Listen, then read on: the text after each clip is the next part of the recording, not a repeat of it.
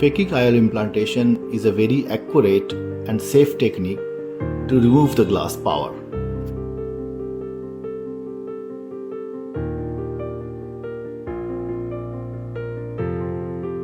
The first step is loading of the lens, where the surgeon should confirm the orientation of the lens under the microscope. After that, two side ports are created and viscoelastic material is introduced into the anterior chamber, which is followed by construction of a 2.8 mm main wound through which the lens is introduced. One should take the help of a second instrument, which could be a spatula or manipulator, to guide the lens directly into the sulcus.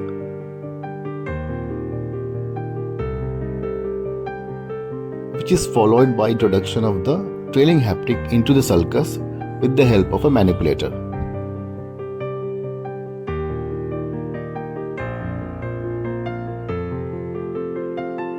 Now, viscoelastic material is aspirated by using bimanual irrigation aspiration cannula. Aspiration cannula is kept close to the holes so that viscoelastic material present behind the lens can also be aspirated. After this, side ports are hydrated